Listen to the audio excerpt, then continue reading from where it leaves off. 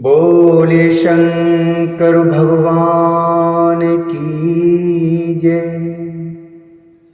श्री गणेश भगवान की जय। भगवती मैया की जय। श्री शिव महापुराण के अंतर्गत शतरुद्र संहिता जो कि तृतीय संहिता है और जिसके अध्याय 37 में आज हम प्रवेश करेंगे और जिसमें वर्णन है व्यास जी का पांडवों को सांत्वना देकर अर्जुन को इंद्रकील पर्वत पर तपस्या करने के लिए भेजना। व्यास जी का पांडवों को सांत्वना देकर अर्जुन को इंद्रकील पर्वत पर तपस्या करने के लिए भेजना। नंदीश्वर बोले, हे प्राज्ञ, शृणु प्राज्ञ किराताख्यं बतारम्। शृणु प्राज्ञ किराताख्यं बतारम् पिनाकिनः मूकं चाहत वान प्रीतो यो अर्जुनाय वरम ददो। यो अर्जुनाय वरम ददो। यो अर्जुनाय वरम ददो। यो अर्जुनाय वरम ददो। श्रेयोधनजितास्ते वै पांडवः प्रवराश्चते। द्रौपदा च तया शाधव्या द्वैताख्यां वनुमायुः। द्रौपदा च तया शाधव्या द्वैताख्यं वनुमायुः। नंदीश्वर जी बोले, हे प्राज्ञ, अब आप शिव जी का क्रातावतार को सुनिए। अब आप शिव जी का क्रातावतार को सुनिए जिसमें उन्होंने प्रसन्न होकर मूक दानव का वध किया एवं अर्जुन को वर प्रदान किया। दूध की क्रीड़ा में जब श्रेष्ठ पांडवों को दुर्योधन ने जीत लिया तब वे परम पतिव्रता द्रौपदी को अपने साथ लेकर द्वैतवन चले गए। उस समय वे पांडव वहां पर सूर्य के द्वारा दी गई इस थाली अर्थात बटलोई का आश्रय लेकर सुखपूर्वक अपना समय बिताने लगे। हे विप्रेंद्र, तब दुर्योधन ने महामुनि दुर्वासा को छल करने के लिए आदरपूर्वक प्रेरित किया। तदंतर महामुनि दुर्वासा पांडवों के निकट गए। वहां जाकर अपने 10,000 शिष्यों के साथ दुर्वासा ने मनोकूल भोजन उन पांडवों से प्रेम पूर्वक मांगा। पांडवों ने उनकी बात को स्वीकार कर लिया और उस समय दुर्वासा आदि प्रमुख तपस्वी मुनियों को स्नान करने के लिए भेजा। हे मुनीश्वर, उस समय अन्न के अभाव से दुखी होकर उन सभी पांडवों ने प्राण त्यागने का मन में निश्चय किया। तब द्रौपदी ने शीघ्र ही श्री कृष्ण का स्मरण किया। वे उसी समय पधार कर और साग का भोग लगाकर उन सभी को तृप्त किया। भगवान कृष्ण उसी समय पधारे और साग का भोग लगाकर उन सभी को तृप्त किया। तब शिष्यों को तृप्त जानकर दुर्वासा वहां से चले गए। इस प्रकार श्री कृष्ण जी की कृपा से पांडव उस समय दुख से निवृत्त हो गए। इसके बाद उन पांडवों ने कृष्ण से पूछा, हे महाप्रभु,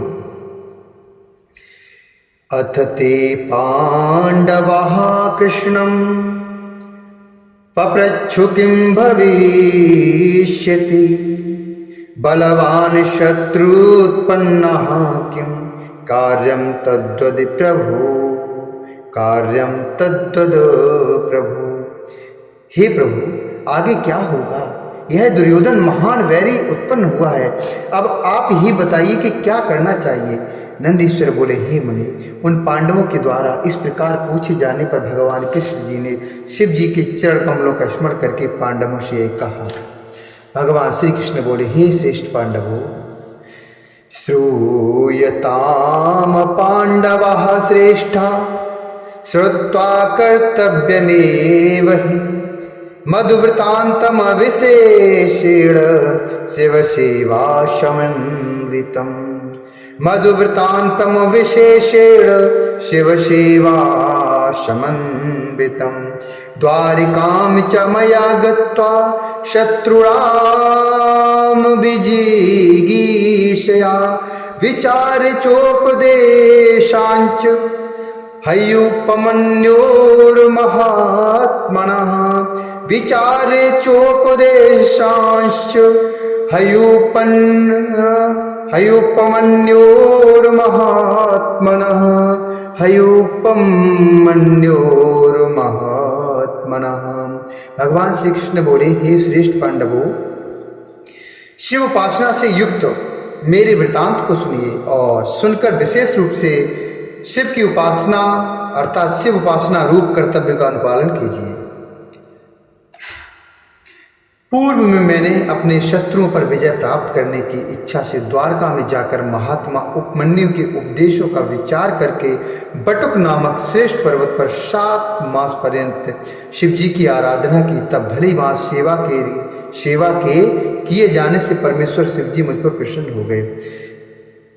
विश्वेश्वर ने साक्षात प्रकट होकर मुझे अभीष्ट वरदान दिया। उन्हीं की कृपा से मैंने सभी प्रकार का उत्तम सामर्थ्य प्राप्त कर लिया। हे पांडवों, मैं समय भी भोग एवं मोक्ष देने वाले शिव जी की सेवा करता हूँ, इसलिए आप लोग भी सब प्रकार का सुख देने वाले उन शिव जी की सेवा कीजिए। नंदीश्वर बोले। ऐसा कहकर पांडवों को आश्वासन देकर श्री कृष्ण जी अंतर ध्यान हो गए और शिव जी के चरण कमलों का स्मरण करते हुए शीघ्र द्वारका को चले गए। इधर उत्साहयुक्त पांडवों ने उस दुर्योधन के गुणों की परीक्षा के लिए एक भील को भेजा। वह भी दुर्योधन के सभी गुणों और पराक्रमों का भली भांति पता लगाकर अपने प्रभु पांडवों के समीप लौट आया। हे मुनीश्वर, उसकी बात सुनकर पांडव अत्यंत दुखी हुए और अतीव दुखित उन पांडवों ने आपस में कहा, अब हम लोगों को क्या करना चाहिए और कहाँ जाना चाहिए? यद्यपि हम लोग इस समय युद्ध करने में समर्थ हैं, किंतु शतपाश बंधे हुए हैं। नंदीश्वर बोले। इसी समय मस्तक में भस्म लगाए, रुद्राज की माला धारण किए, सिर पर जटाजूट से शोभित तथा शिव प्रेम में निमग्न तेजो राशि साक्षात दूसरे धर्म के समान श्री व्यास जी पंचाक्षर मंत्र का जप करते हुए आए। तब उन्हें देखकर वे पांडव प्रसन्न होकर उठ खड़े हुए और कुशा से युक्त मृग चर्म का आसन उन्हें देकर उस पर बैठे हुए व्यास जी का हर्षित होकर पूजन किया। अनेक प्रकार से उनकी स्तुति की और कहा कि हम धन्य हो गए, हमने जो कठिन तप किया, अनेक प्रकार के दान दिए, वह सब सफल हो गया। हे प्रभु, हम सब आपके दर्शन से तृप्त हो गए हैं। हे पितामह, आपके दर्शन से दुख दूर हो गया। क्रूर कर्म वाले इन दुष्टों ने हम लोगों को बड़ा दुख दिया है। आप जैसे श्रीमानों का दर्शन हो जाने पर जो दुख कभी न गया, अब वह चला ही जाएगा। ऐसा हम लोगों का विचारपूर्ण निश्चय है। सब कुछ करने में समर्थ आप जैसे महात्माओं के आश्रम में पधारने पर भी यदि दुख दूर न हुआ तो इसमें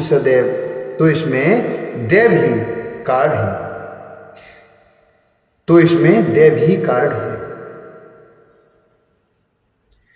बड़े लोगों का स्वभाव कल वृक्ष के समान माना गया है।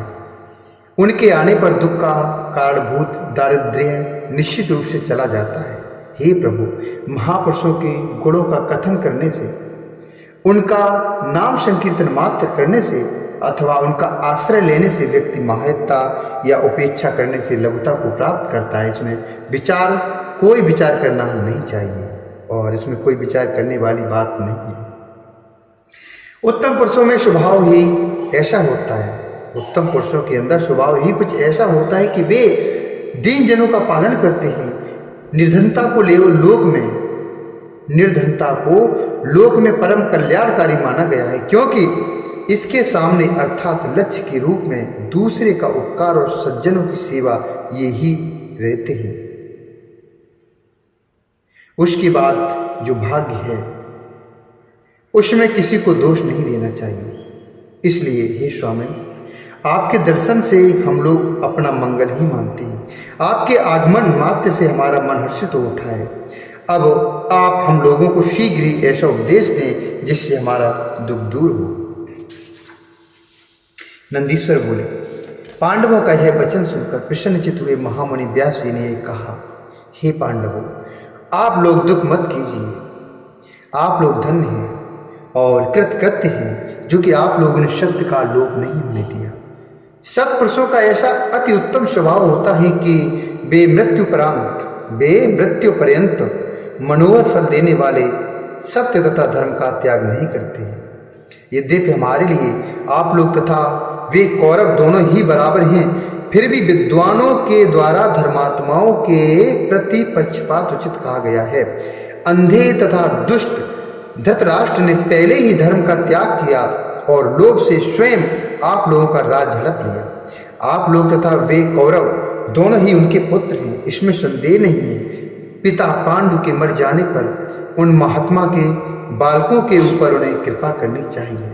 उन्होंने कभी भी अपने पुत्र दुर्योधन को मना नहीं किया। यदि उन्होंने ऐसा किया होता तो यह अनर्थ न होता। जो होना था वह हो चुका। होनहार कभी मिथ्या नहीं होता। यह दुर्योधन दुष्ट है, आप लोग धर्मात्मा एवं सत्यवादी हैं, इसलिए अंत में निश्चित रूप से उसका ही अशुभ होगा। जो बीज यहाँ उसने बोया है वह अवश्य उत्पन्न होगा। इसलिए निश्चय ही आप लोगों को दुखी नहीं होना चाहिए। हर प्रकार से आप लोगों का अवश्य ही शुभ होगा, इसमें संदेह की कोई आवश्यकता नहीं है। नंदीश्वर बोले। इस प्रकार कहकर महात्मा व्यास जी ने उन पांडवों को प्रसन्न कर लिया। तब युधिष्ठिर आदि पांडवों ने पुनः उनसे यह वचन कहा। पांडव बोले, हे नाथ, सत्यमुक्तं त्वया नाथ दुष्टैर्दुःखं निरन्तरम्। सत्यमुक्तं त्वया नाथ दुष्टैर्दुःखं निरन्तरम्। दुष्टात्मभिर्वने चापि दीयते हि मुहुर्मुहुः। दुष्टात्मभिर्वने चापि दीयते ही मुहुर्मुहुः। पांडव बोले, हे नाथ, आपने सत्य कहा, किंतु मलिन चित्त वाले ये दुष्ट हमें इस वन में भी बार बार निरंतर दुख ही दे रहे हैं। इसलिए ही वो हमारे अशुभ का नाश कीजिए और हमें मंगल प्रदान कीजिए। इसके पूर्व श्री कृष्ण ने हम लोगों से कहा था कि तुम लोगों को सर्वदा शिव जी की आराधना करनी चाहिए, किंतु हम लोगों ने प्रमाद किया और उनकी आज्ञा के पालन में शिथिलता की। अब आप पुनः उस देव मार्ग का उपदेश कीजिए। नंदीश्वर बोले। यह वचन सुनकर व्यास जी बहुत ही प्रसन्न हुए और शिव जी के चरण कमलों का ध्यान करके पांडवों से प्रेम पूर्वक कहने लगे। व्यास जी बोले, हे धर्म बुद्धि वाले पांडव, श्रूयताम वचनम मे यद्धु पांडवा धर्म बुद्धिया। सत्यमुक्तं तु कृष्णेन मया संसेव्यते शिवः। मया संसेव्यते शिवः। भवद्भिः सेव्यताम प्रीत्या सुखं साधुतुलं सदा। सर्वदुःखं भवत्येव शिवा सेवात एव हि। व्यास जी बोले, हे धर्म बुद्धि वाले पांडवों, मेरी बात सुनो। श्री कृष्ण ने सत्य ही कहा था, क्योंकि मैं भी सदा शिव की ही उपासना करता हूँ। आप लोग भी प्रेम पूर्वक उनका सेवन कीजिए, जिससे सदा अपार सुख की प्राप्ति हो और सुख की प्राप्ति होती रहे। शिव की सेवा न करने के कारण ही सारा दुख होता है। जो शिव की सेवा नहीं करता है उसे दुख ही होता है। नंदीश्वर बोले। उसके अनंतर विचार करके मुनिवर व्यास जी ने 5 पांडवों में अर्जुन को शिव पूजा के योग्य समझा और इसके बाद उन मुनिश्रेष्ठ ने उनके लिए तपस्या का स्थान निश्चित कर धर्मनिष्ठ पांडवों से पुनः कहा। व्यास जी बोले, हे पांडवों, श्रूयताम पांडवः सर्वे कथयामहितं सदा। शिवम सर्वम परमम दृष्ट्वा परमम ब्रह्म शताम गतिम।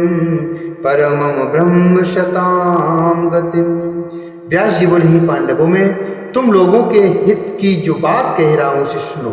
तुम लोग सज्जनों के रक्षक सर्वोत्कृष्ट पर ब्रह्म शिव का दर्शन प्राप्त करो। ब्रह्मा से लेकर त्रिप्राद्र पर्यंत, ब्रह्मा से लेकर त्रिप्राद्र पर्यंत जो भी जगत दिखाई पड़ता है वह सब शिव स्वरूप है, इसलिए वह पूजा तथा ध्यान करने के योग्य है। शंकर जी सभी प्रकार के दुखों को विनष्ट करने वाले हैं, अतः सभी लोगों को उनकी सेवा करनी चाहिए। थोड़े समय में ही भक्ति से शिव प्रसन्न हो जाते हैं। अति प्रसन्न होने पर महेश्वर भक्तों को सब कुछ दे देते हैं। वे